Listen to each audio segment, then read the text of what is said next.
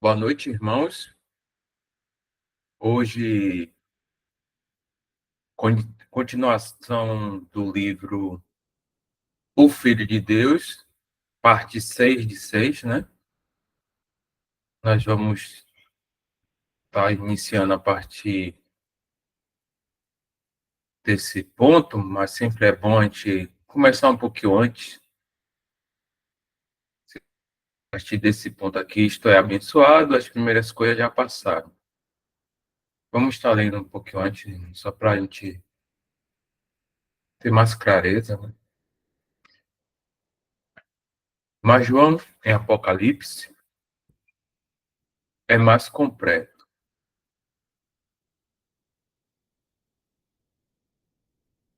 E vi um céu e uma nova terra, e vi um novo céu e uma nova terra, porque já o primeiro céu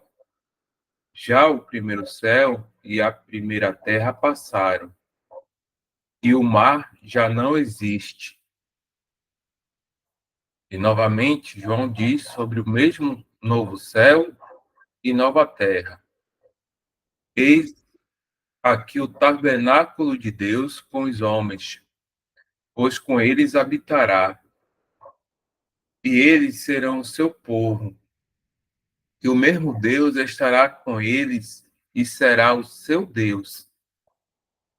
E Deus limpará de seus olhos toda lágrima, e não haverá mais morte, nem pranto, nem clamor, nem dor, porque já as primeiras coisas são passadas. Apocalipse 21. Isto é, as primeiras coisas já passaram, as lágrimas se foram, a morte se foi, a tristeza, a dor e o choro se foram. Não resta nenhum vestígio das coisas anteriores do pecado e da morte. A terra milenar não será uma testemunha de uma ordem tão alta como essa.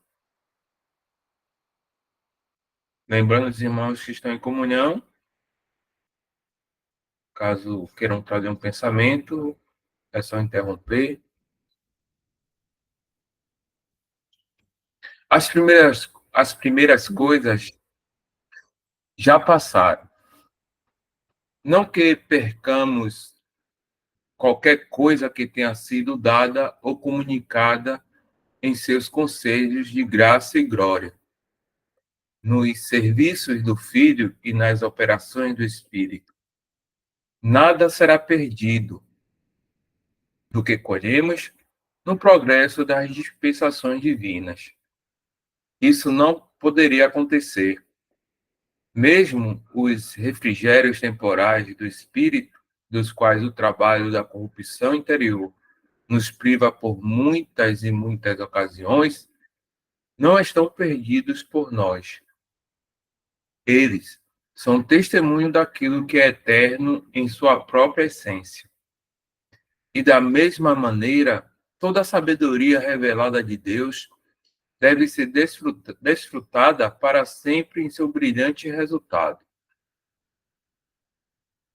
Ela é em si mesma essencialmente eterna e não pode ser perdida por nós. Essas manifestações de Deus em sua sabedoria e poder, e graça e glória, surgiram e se mostraram no progresso das eras, e encontraram um conflito em uma cena danificada, arruinada e degradada, como este nosso mundo. Mas nos novos céus e na nova terra, todo esse conflito em todas as suas formas chegam ao seu fim. E essas manifestações serão conhecidas em seu resultado completo, triunfante e glorioso.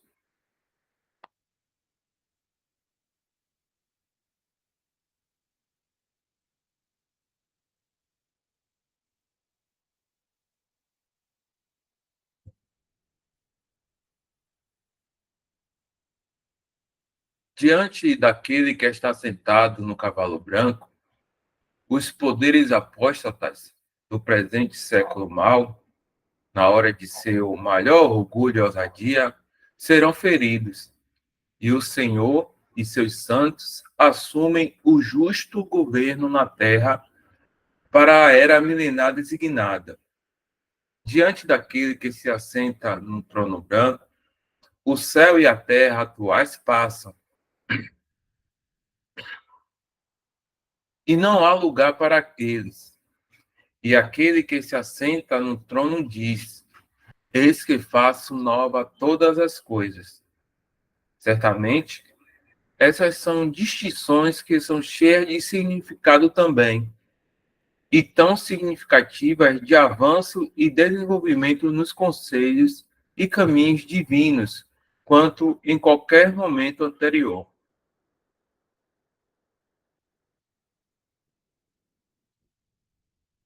Não será o cetro da justiça, mas sua morada, e, consequentemente, não será o trono do filho, mas o tabernáculo de Deus. Essa não é a autoridade divina sobre a cena, mas a casa de Deus na cena. Se tiver barulho, irmão, vocês falam, tá?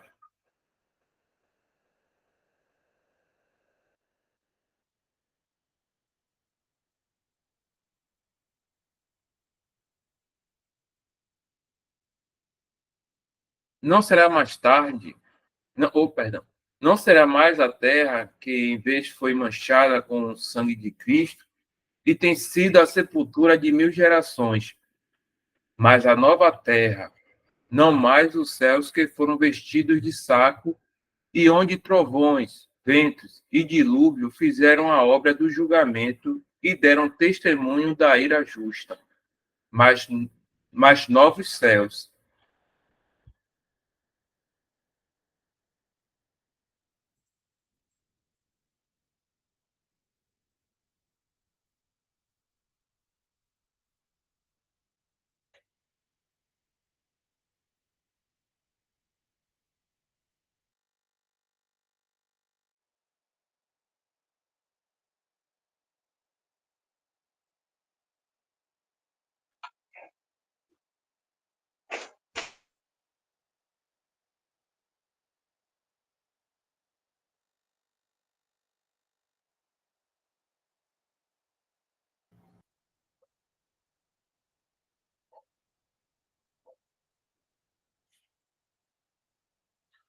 Aquele que tem sede beberá da fonte da água da vida. Aquele que vencer herdará todas as coisas. Apocalipse 21, do 6 ao 7. Características abençoadas do santo.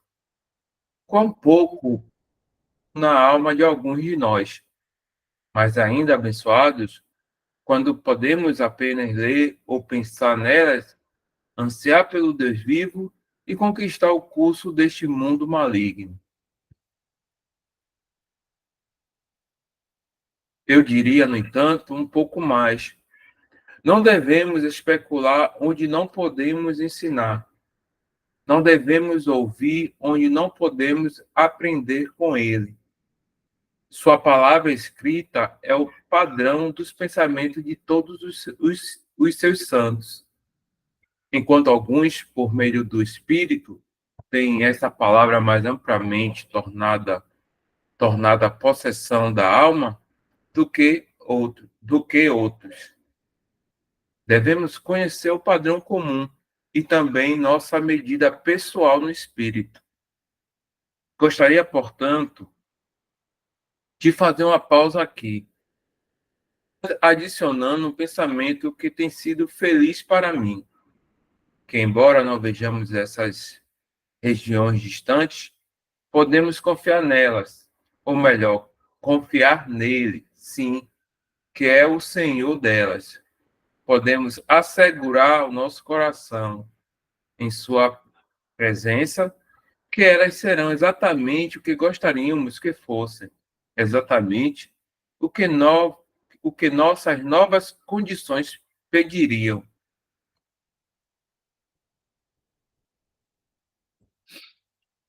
O céu sempre foi aquilo que a terra precisava.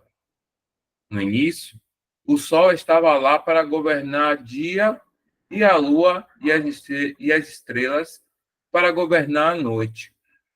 Essas ordenanças foram estabelecidas no céu, então, pois mediram a necessidade da terra de então. Mas não havia arco-íris no céu, pois a terra não precisava de um sinal que Deus iria visitá-la com julgamento. O julgamento não era conhecido, mas quando a consciência foi vivificada e o julgamento foi entendido e temido, quando Deus foi conhecido nas ações que ele havia realizado como justo, e a terra precisava de uma promessa de que, na ira, ele se lembraria da misericórdia. O céu usou o sinal dessa misericórdia e pendurou com que em sua própria testa, como que em sua própria testa.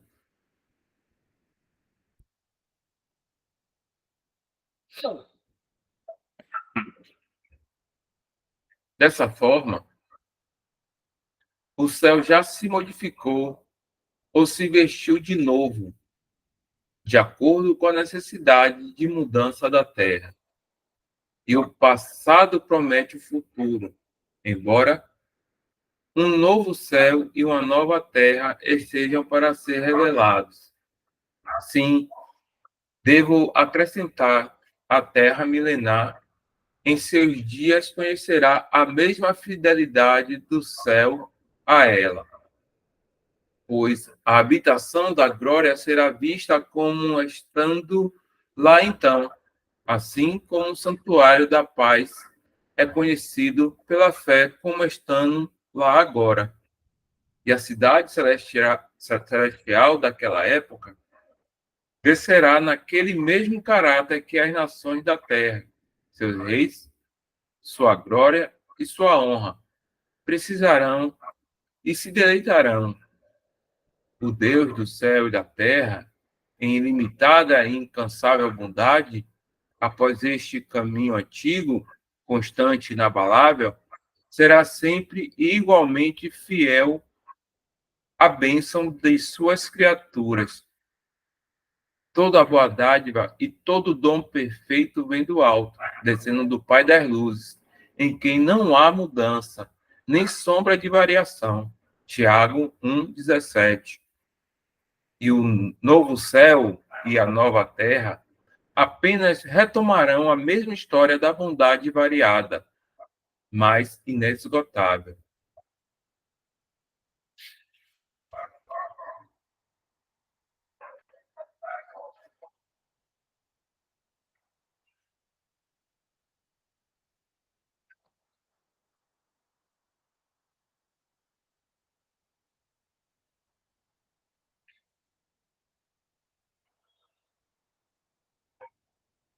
Precisamos apenas da fé feliz que concretiza tudo para a alma. Casa do nosso Pai, não mais nossa alma. A terrível distância nos inclinamos. Entramos pelo sangue de Jesus, com feliz ousadia agora. Nosso Pai, nunca pensei que o amor como teu poderia haver, amor misterioso que nos traz assim, tão perto de ti. Que essas meditações ajudem nossa alma a conhecer essa proximidade e essa realidade das coisas abençoadas da fé. Amém. J. G. Bellet.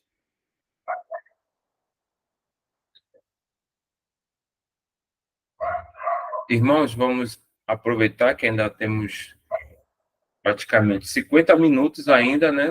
Se algum irmão tiver algum pensamento, para a gente já estar dando continuidade aqui. E aí encerramos, né, a leitura do livro O Filho de Deus, que foi de 6 capítulos.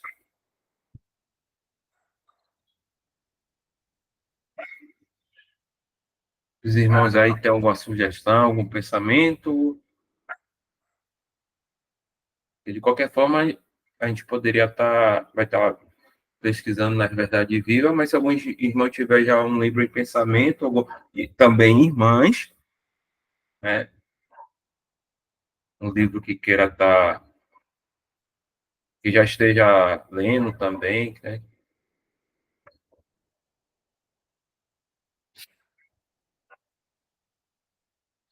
Deixa eu ver aqui.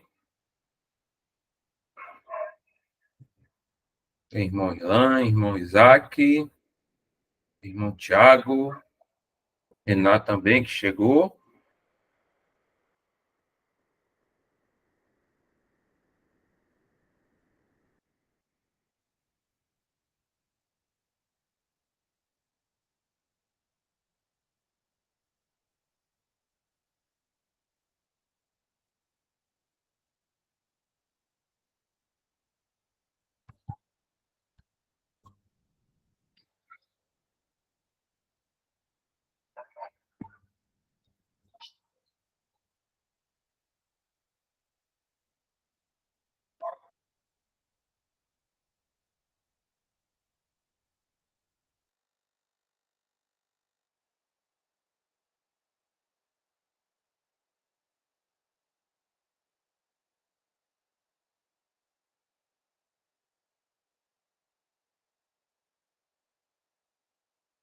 Só um breve comentário sobre aí o final, né, desse livro.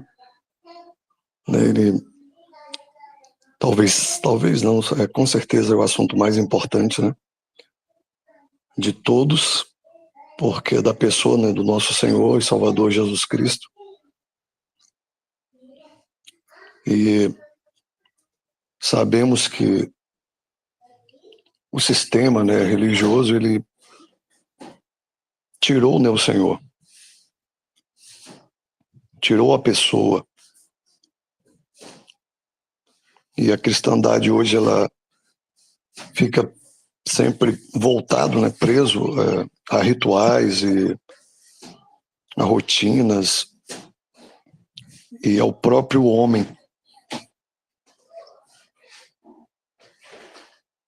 E certamente a maioria de nós, mesmo hoje, né, mas fomos certamente no passado, né,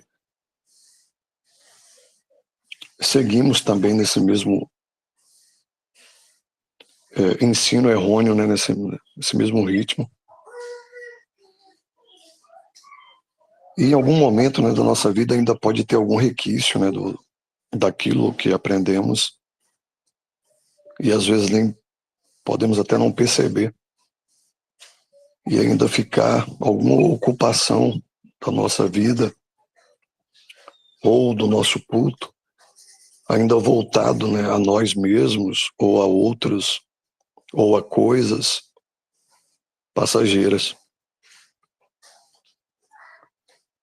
ou a sacrifícios, obras e tudo aquilo que o homem possa se alegrar.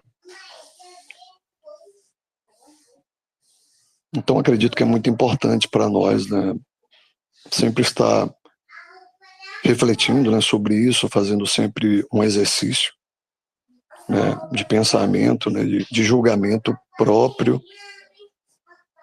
a cada atitude, a cada pensamento, em todos os nossos feitos aqui na Terra, para sabermos se estamos realmente e exclusivamente voltados para o Filho de Deus, para o nosso Salvador.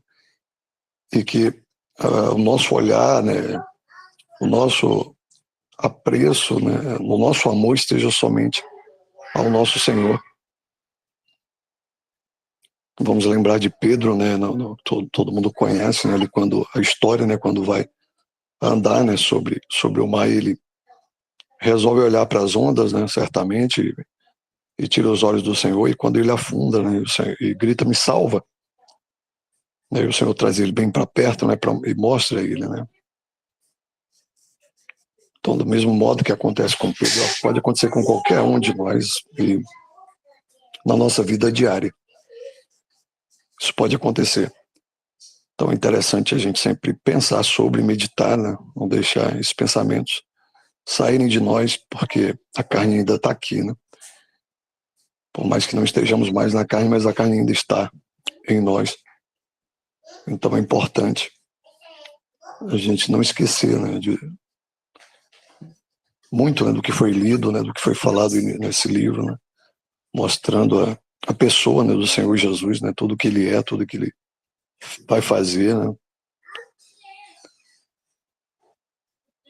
para que a gente sempre se arme com esses pensamentos, né, pensar nas coisas que são de cima, né, não nas coisas que são da terra. Então acredito que é nesse sentido, né, o nosso coração está, né, focado sempre nessa pessoa, no Senhor Jesus, né? Não é o que nós fazemos, não é ritual, não é sacrifício, né? Não é o homem, é o homem e Deus, o único, perfeito, o Senhor Jesus. Sobre sugestão, se não houver nenhuma outra sugestão, eu acredito que nós lemos já esse livro, mas foi há muito tempo. Foi aquele livro Vida através da Morte, acho que é do irmão Stanley. Esse livro eu acho muito interessante, inclusive eu sempre que recomendo alguém a ler, alguém que está saindo, né, do sistema e está vindo, eu falo, ó, antes de ler a Ordem de Deus, a maioria já dá logo o livro A Ordem de Deus, eu peço para a pessoa ler a Ordem de Deus. Por experiência mesmo, eu peço que leia primeiro Vida através da Morte, do irmão Stanley, e depois a Ordem de Deus. Mas primeiro seria bom ler o livro Vida através da Morte, para depois ir para o livro de A Ordem de Deus. Mas é minha opinião, né? Então aí, se os irmãos quiserem, né, dar uma pesquisada nesse livro, eu acredito que ele talvez não tenha, alguém ainda que não tenha lido, é muito interessante fazer a leitura desse livro. Certo, Isaac. Eu vou estar olhando aqui para ver se eu acho, né? Por causa do tempo também. Se algum irmão achar primeiro, por favor, coloca o link aí no chat. Nas Verdades Vivas, não é isso, Isaac? Sim, acredito que sim. Tem Repete o muito nome. tempo, eu li ele físico, não foi nem... Então eu não tenho mais certeza, e tem muito tempo, então não sei. Mas se der uma pesquisada, pode ser, se tiver lá, vai aparecer. É Vida através da Morte. Pronto. Qualquer coisa é só falar aí. Vida programa. Vou estar olhando aqui para ver se eu acho. Se algum irmão achar primeiro, coloca aí no chat e sinaliza aí, por favor. É Vida através da Morte. Até o título, quando eu li a primeira vez, eu fiquei meio confuso, né? Vida através da morte. Vida através da Morte. Pronto, o Thiago já colocou aqui, ó. Valeu, Thiago. Vou estar aqui abrindo.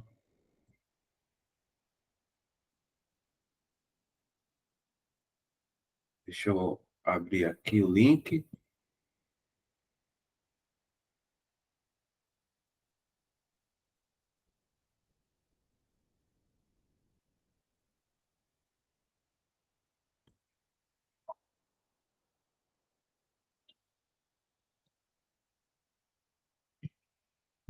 Está aparecendo aí, irmãos? Sim, Aqui. Esse aqui, né, Isaac? é esse mesmo. Pronto. Vamos dar continuidade, então, irmãos. A partir desse livro aqui, Vida através da Morte, né, do irmão Charles Stanley. Vou começar aqui a introdução.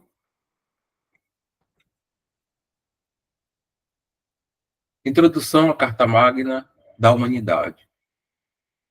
O autor dessas notas gostaria muito de recomendar ao leitor um estudo minucioso desta epístola, em oração, como preparação para todo o conhecimento das Escrituras.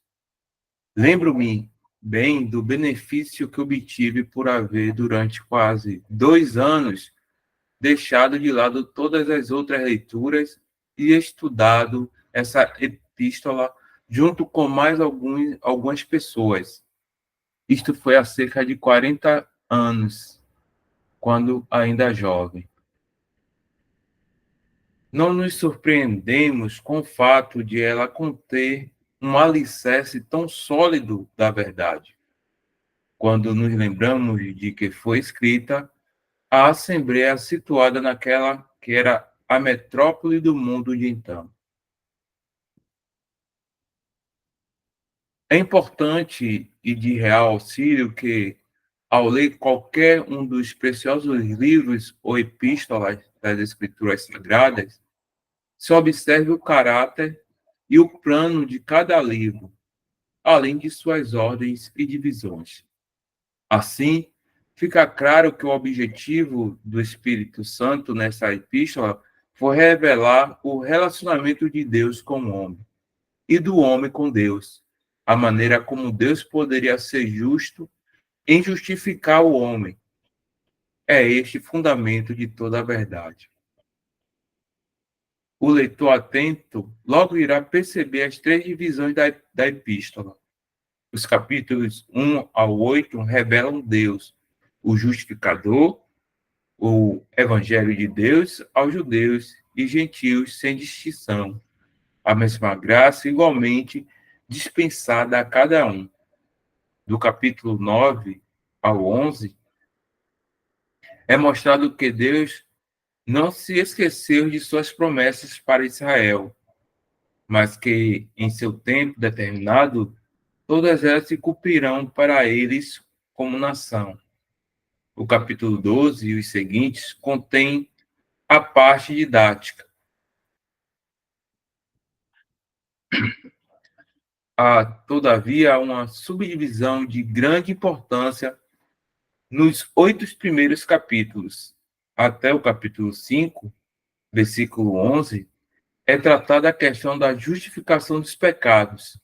Então, a partir daí até o final do capítulo 8, o assunto mais relacionado à justificação e libertação do pecado. Passemos agora para o primeiro capítulo.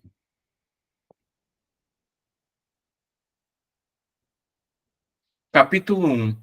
O Evangelho de poder para o homem moribundo.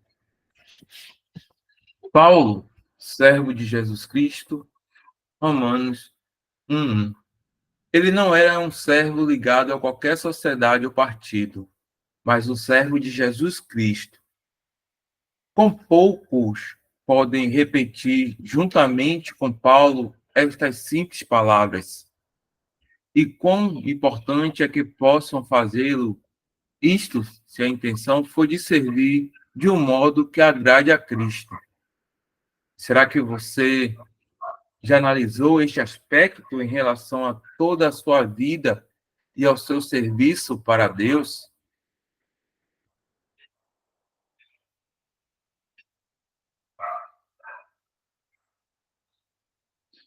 É isto que fará diferença no dia da recompensa. Chamado para apóstolo seria melhor traduzido como apóstolo por chamado. Quando o Senhor Jesus chamou a Paulo, não foi para que ele fosse aos outros apóstolos para ser ensinado ou preparado por eles, ou ainda ordenado para ser um apóstolo. Não, ele foi constituído apóstolo imediatamente e sem que se fizesse uso de qualquer autoridade humana. Ele foi chamado a atuar e pregar como apóstolo por ser um apóstolo, e não para se tornar um. Veja Atos 26, do 15 ao 19, Gálatas 1, do 10 ao 16. Foi assim que Paulo foi separado para o Evangelho de Deus. Romanos 1, 1.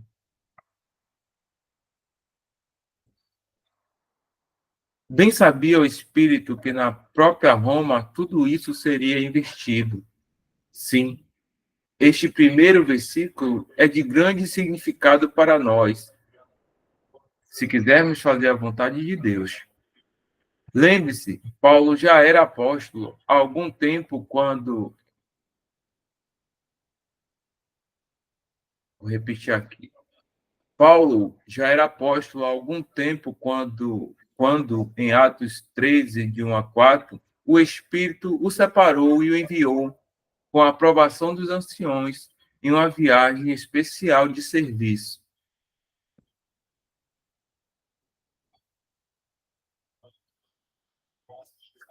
Vemos aqui, então, Paulo como servo de Jesus Cristo, um apóstolo por chamado ou vocação, separado para o Evangelho de Deus.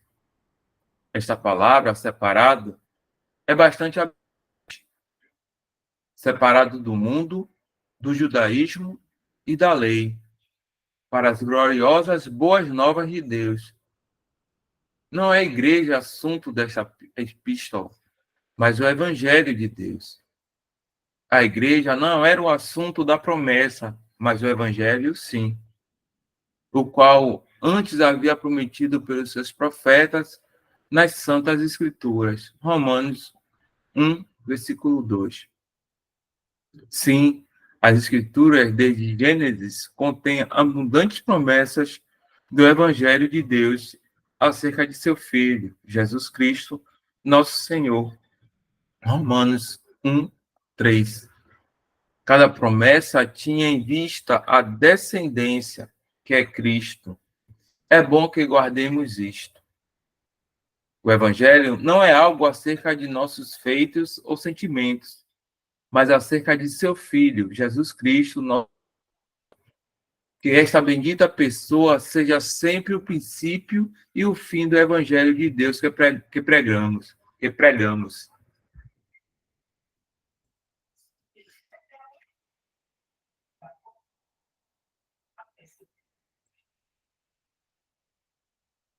Há então duas partes do Evangelho, perdão. Há então só duas partes do verdadeiro Evangelho: a obra consumada por Jesus na carne e sua ressurreição de entre os mortos, que nasceu da descendência de Davi, segundo a carne. Romanos 3. Nele, como filho de Davi, foi cumprida toda a promessa, que manifestação do amor de Deus, o Santo de Deus ter sido feito carne, tornando-se verdadeiramente homem e descendo de sua eterna glória para o meio de uma raça caída, culpada sobre o pecado e juízo, e naquela condição de humanidades sem pecado, ter ido até a cruz. Ele próprio, tão puro e, no entanto, ser feito pecado, para ir até a morte, carregando o juízo extremo que o pecado merecia. Sim, e até a morte, livrando-nos do direito e poder que tinha sobre nós, ser entregue por causa de nossas iniquidades.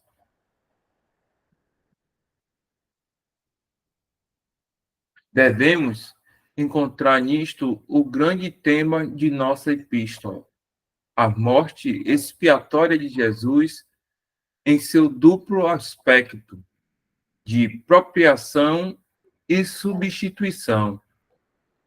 Mas, apesar de haver se tornado homem em aparência de carne pecaminosa, mas sem possuir uma humanidade caída ou pecaminosa, ele não se corrompeu. Ele sempre foi o santo de Deus e foi deste modo determinado ou declarado filho de Deus em poder, segundo o Espírito de santificação, pela ressurreição dos mortos, Romanos 1,4, ou dentre os mortos. Contemplamos, então, o Filho de Deus, puro e imaculado, em toda a extensão de seu andar aqui, santo, não apenas em seus benditos atos, mas em sua natureza, segundo o Espírito de santidade. Assim, embora cercado pelo mal, ele andou em amor, compartilhando conosco de toda a tristeza decorrente do pecado, sendo tentado de fora para dentro em todos os aspectos que também o somos. Muito embora em si mesmo a sua natureza fosse inteiramente separada, perdão, a sua natureza fosse inteiramente separada do pecado. Isso tudo ficou expresso pelo fato de que, após completar nossa redenção, ele foi por Deus ressuscitado de dentro, entre os mortos. A própria morte não tinha nenhum direito sobre ele. Ele não podia ser retido por ela.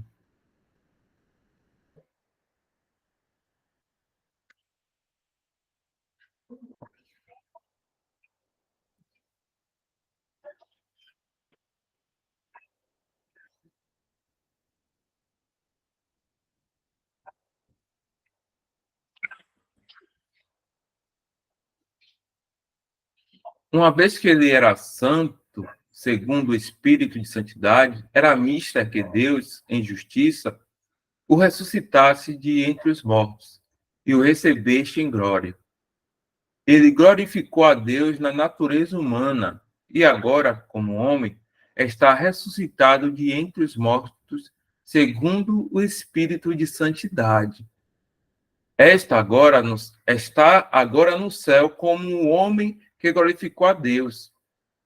É bom que se entenda claramente o que ele é em si mesmo, para que então se possa compreender melhor o que ele fez por nós e o que ele é para nós agora, ressuscitado de entre os mortos.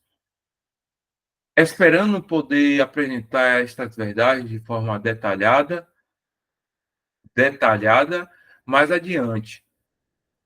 Foi deste santo ressuscitado de entre os mortos que Paulo veio a receber graça e o apostolado para a obediência da fé entre todas as gentes pelo seu nome. Romanos 1:5.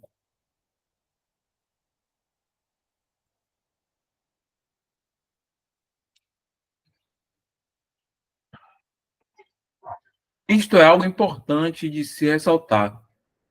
Por mais que Paulo fosse um apóstolo, tudo era por graça recebida. Porventura, não tinha sido o Senhor brilhará no céu, perdão.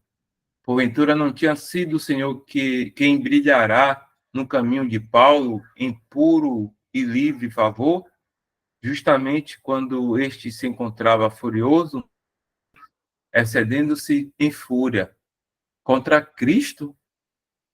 Acaso não havia sido ele quem, em gratuito e merecido favor, chamara a Paulo, fazendo dele seu apóstolo escolhido para ir aos gentios? E não é este o mesmo princípio que vale para todos os casos? Não importa qual seja o serviço que possamos estar fazendo para Cristo, acaso não se trata da mesma graça, do mesmo livre favor?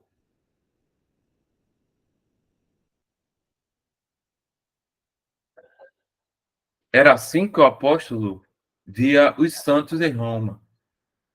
A mesma graça havia sido demonstrada a eles, entre as quais sois também vós chamados para ser de Jesus Cristo. Romanos 1:6. Assim brilha a graça em todo o seu esplendor. Aquele que Saulo, em seu caminho para Damasco, o próprio Jesus Cristo, como Senhor, havia chamado a cada crente em Roma, a todos os que estáis em Roma, amados de Deus, chamados santos. Graça e paz de nosso graça e paz de Deus, nosso Pai, e do nosso Senhor Jesus Cristo. Romanos 1:7.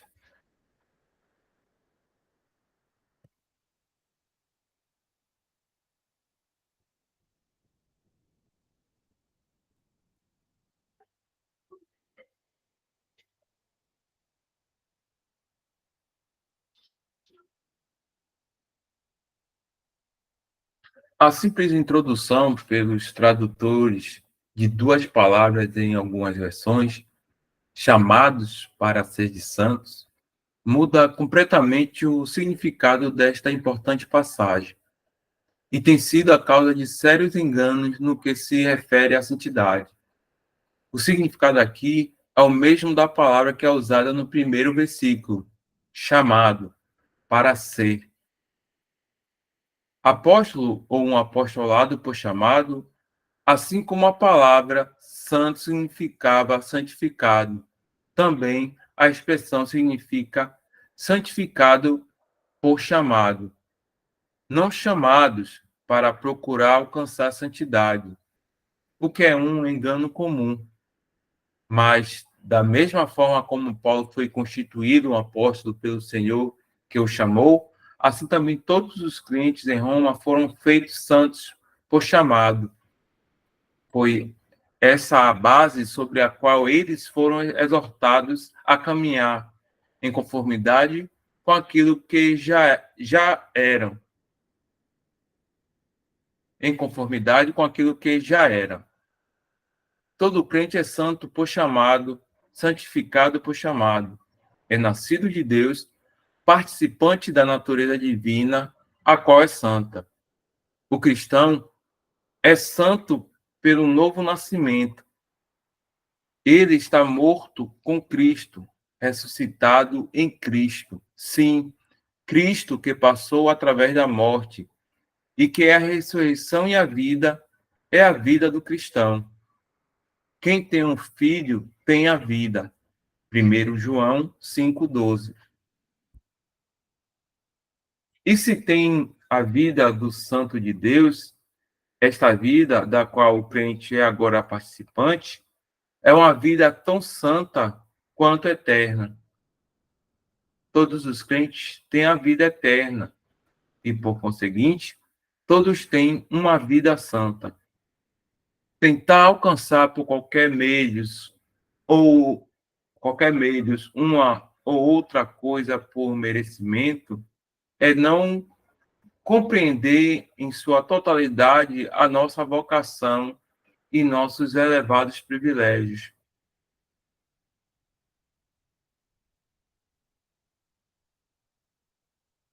É que sempre nós estamos ouvindo, né, os irmãos que têm nos ensinado, né, que não tem nada que possamos fazer para ter alcançado essa graça. Nada, né? Não tem uma obra, não tem nada em nós que pudesse fazer a gente alcançar essa graça bendita, ou sermos santificados por nós mesmos, né? Como o irmão até falou agora há pouco, ainda estamos nessa carne. E também, eu sempre gosto de lembrar, principalmente assim, das falas de alguns irmãos, principalmente o irmão alemão, que fala assim que nós, os cristãos, se não vigiarmos, podemos. Primeiro, ele fala da passagem do que é bom o final de todas as coisas, né, irmão? O que eu quero dizer é que a gente pode ter uma caminhada de santidade com o Senhor, mas basta um tropeço para essa caminhada, às vezes, não importa os anos, né? Às vezes é uma caminhada que importa a qualidade, né? E basta um tropecinho e esse testemunho ir por água abaixo. Então, a gente tem que ter muito cuidado mesmo de sempre estar em sujeição e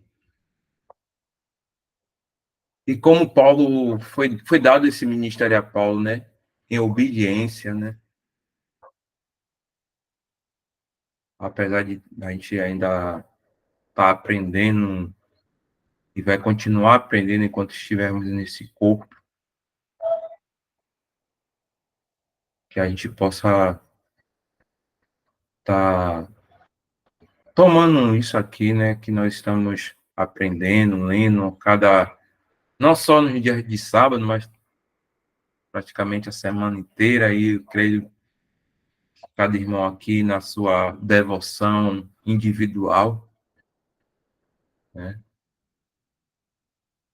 guardar esses elevados privilégios, como o irmão descreve aqui no texto.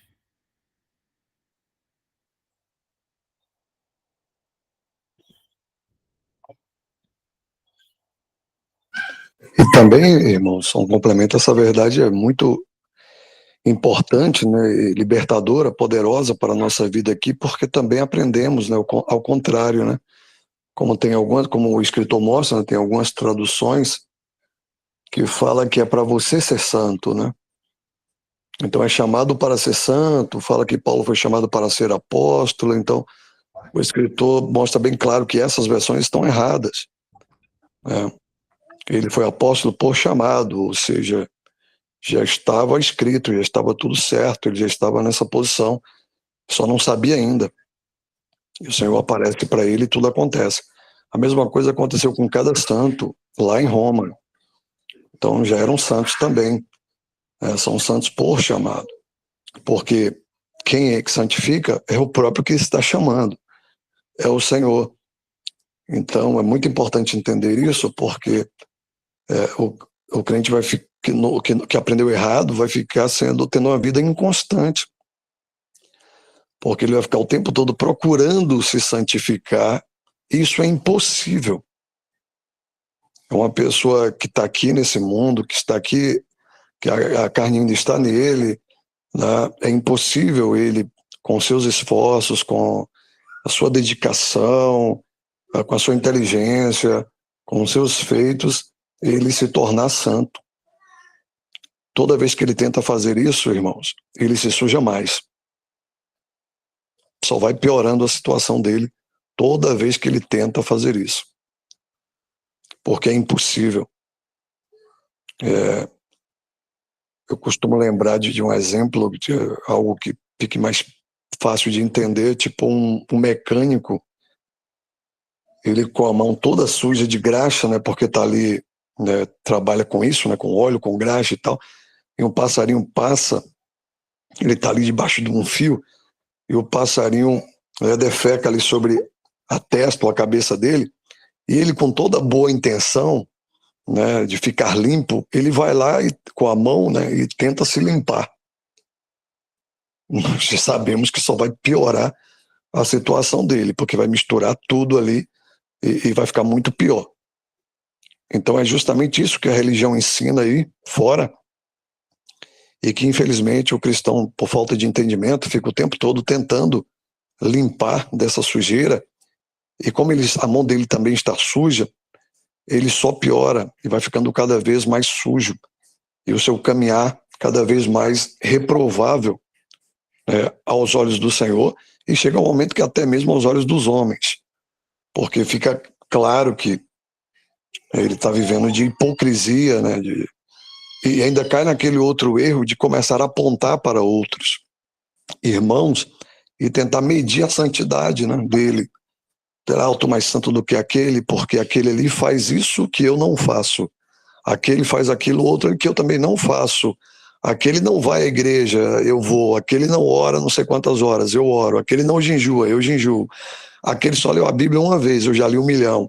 Aí não sei, e aí ele vai só se sujando cada vez mais, só vai piorando a situação dele aos olhos do Senhor e também aos olhos dos outros, porque ele passa a ser uma pessoa chata, inconveniente e sempre querendo ser melhor do que os outros, sempre superior, por conta dessa busca por algo que é inalcançável para um pecador, se tornar santo, pelos seus próprios esforços. Então, essa verdade tem que estar muito clara em nosso coração para a gente não cometer este erro, esse tipo de erro. Você fica com a vida totalmente infrutífera aqui na Terra. Então, essa santidade, ela já vem do Senhor, e independente se você pecou ou não, se você ora ou não, se você lê a Bíblia ou não, Essa santidade, ela nem aumenta, ela nem diminui, ela é uma só. É santo por chamado. É santo porque Deus separou você. Simplesmente assim. E não tem nada que possa alterar isso. Agora, é claro, nós vamos encontrar outros versículos que nos ensina a andar em santidade. Mas aí é outra coisa. Eu já sou santo. Então, por que não andar de acordo com aquilo que eu sou chamado? Com aquilo que já aconteceu, que foi o Senhor quem me santificou, quem me separou. Então, por que agora eu não ando como ele andou? Aí é outra coisa. Mas isso não altera em nada. A única questão que vai alterar é a minha comunhão. Se eu ficar andando numa vida fora daquilo que o Senhor me separou, de santidade, da minha posição, e passar a andar como eu quero, com a vida despreocupada, é claro que eu vou perder comunhão. E certamente serei corrigido, porque o pai que ama o filho, ele corrige, ele não vai deixar o filho andar de qualquer maneira, porque é filho, porque é santo. Então é muito importante ter esse detalhe. A gente não vai caminhar para ser santo, buscando a santidade para ser santo. Mas vamos caminhar em santidade porque nós somos santos.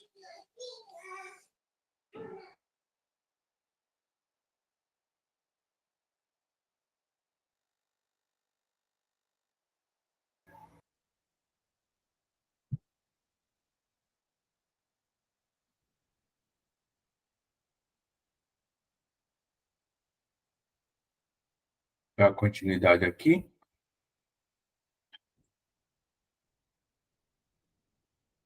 Toda a Escritura proclama esta verdade. A exortação quanto a ser santo está baseada neste princípio. Como filhos obedientes, como é santo aquele que vos chamou, sede vós também santos em toda a vossa maneira de viver. Porquanto escrito está, sede santos, porque eu sou santo. 1 Pedro, capítulo 1, do 14 ao 16. Sim, é por terem sido introduzidos em uma viva esperança, mantidos pelo poder de Deus, por serem nascidos de Deus, que os crentes, como filhos, têm purificado suas almas em obediência à verdade.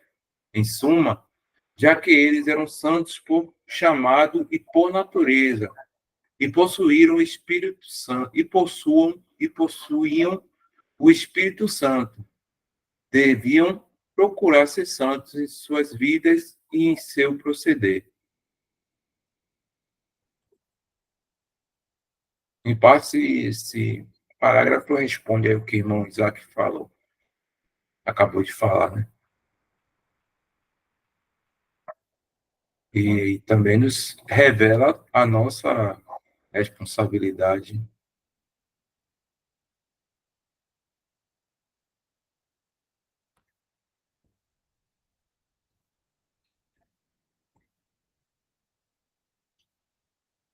Só frisar isso aqui, irmãos.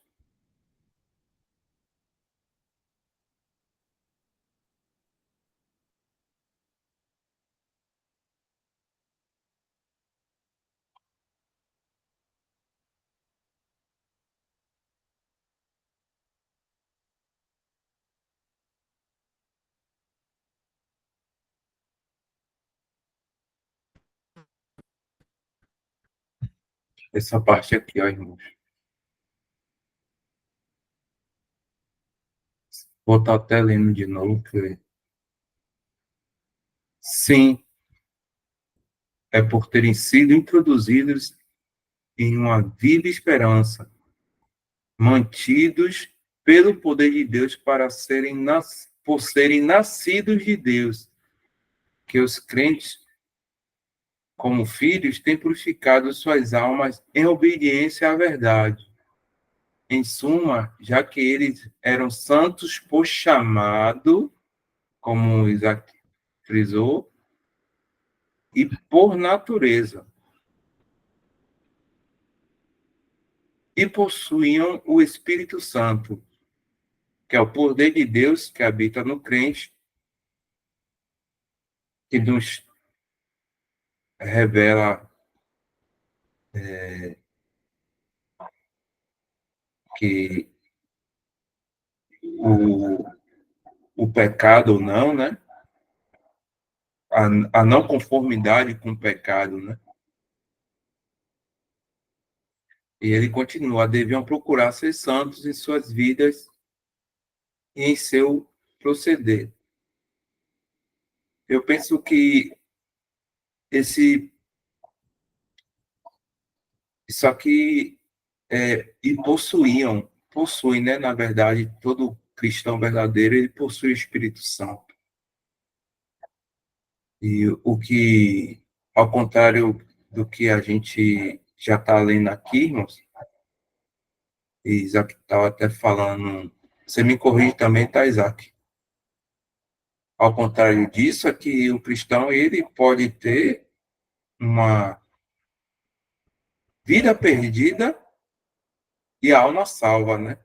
Aí que o irmão falou que entra a correção do Senhor ao ponto de o Senhor tirar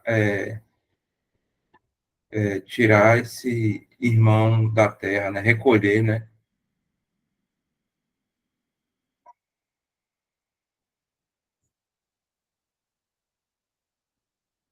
Exatamente.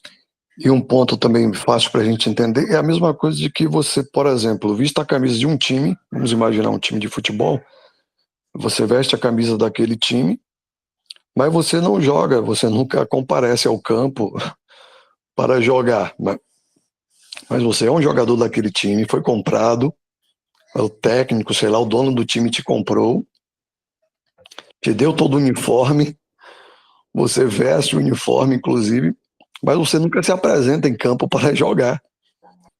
É a mesma coisa, o cristão ele é santo, ele foi comprado pelo sangue de Cristo, já tem a camisa, já tem tudo, está vestido, né? Mas ele resolve não jogar,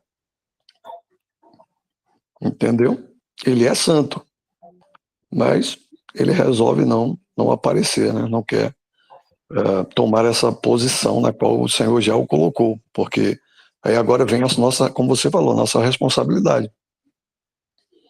Já sabemos disso, que fomos comprados, pertencemos ao Senhor, mas aí não nos apresentamos, né, para tomar posse disso, e aí passa ainda pior, além de não se apresentar, já está com a camisa, já é santo, né, mas ainda passa, vai jogar, vamos colocar, ele vai jogar em outro time.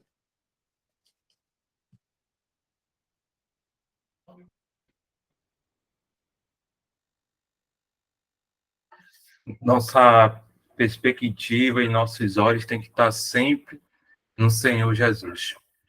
Porque o que pode acontecer, irmãos, é que muitos, infelizmente, irmãos, têm o Senhor só como Salvador. Não tem o Senhor como Senhor, né, de sua vida. E às vezes isso pode acontecer por inúmeros motivos. Aflições, faltas de exercício, mas o irmão sempre, o irmão fala assim, se eu reconheço isso em mim, por que eu não vou falar para o meu pai?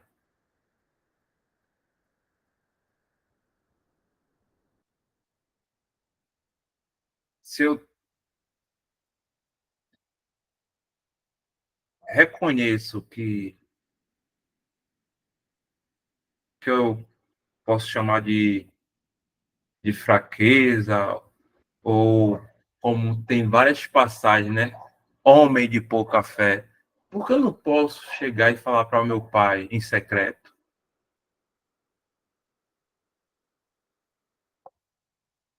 Então, são questões que nós podemos estar diante do Santo dos Santos, irmão. E como ele finaliza aqui nesse capítulo, nesse parágrafo que nós acabamos de ler, deviam procurar ser santos em suas vidas e em seu proceder.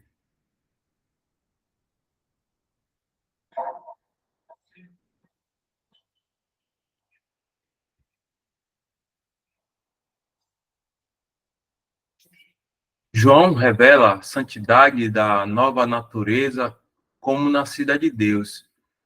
Qualquer que é nascido de Deus não comete pecado. 1 João 3,9. Em cada epístola será encontrado, em primeiro lugar, a vocação santa, vindo depois o andar santo como resultado. Compare 1 Tessalonicenses 1:1 com 5:23.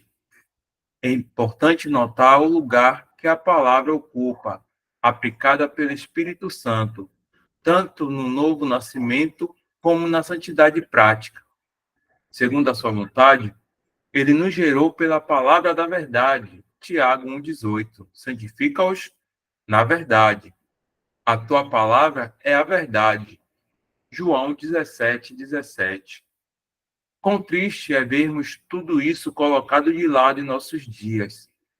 E os homens, aos milhares, tentando se tornar santos por meio de sacramentos e cerimônias. E não somente eles, mas muitos dos que escrevem e ensinam sobre santidade ignoram totalmente aquilo que todo cristão é feito por vocação e novo nascimento, e por ser feito habitação do Espírito Santo. Não há dúvida de que seja isso a causa de grande fraqueza, engano e de um andar que deixa muito a desejar. Não nos deixemos vagar indiferentes também por cima destas preciosas palavras. Graça e paz de Deus, nosso Pai, e do Senhor Jesus Cristo. Romanos 1,7. Que mudança do judaísmo! O livre favor de Deus, nosso Pai, e do nosso Senhor Jesus Cristo, e paz a todos os amados de Deus em Roma. Será que nossas almas penetram nisto? Ao invés da lei exigindo com justiça a perfeita obediência da parte do homem, temos agora a perfeita paz com Deus, fundamentada no princípio do livre e merecido favor. Israel, se tivesse sido fiel, tão somente teria conhecido a Deus como Jeová. Nós o conhecemos como Pai. Veremos nesta epístola como sua graça e paz podem fluir livremente para nós em perfeita justiça.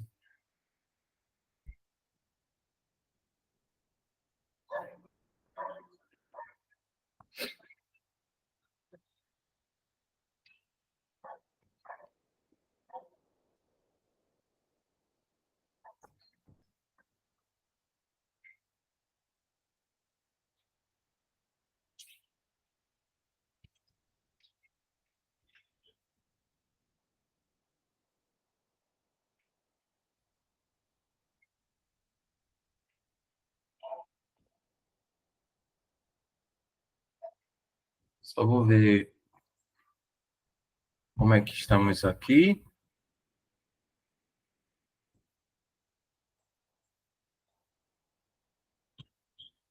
Podemos dar continuidade, irmãos, a partir desse parágrafo aqui, no próximo sábado.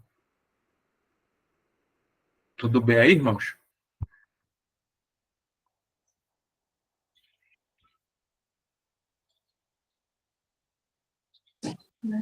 Pode ser? Pode ser. Prontinho, vou estar aqui só printando, né?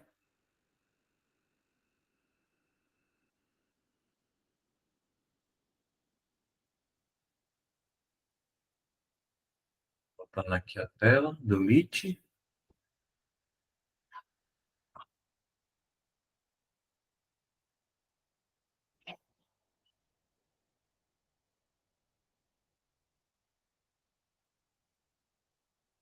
Irlã, você pode agradecer, Irlã? Vou estar tirando a gravação. Posso sim, irmão.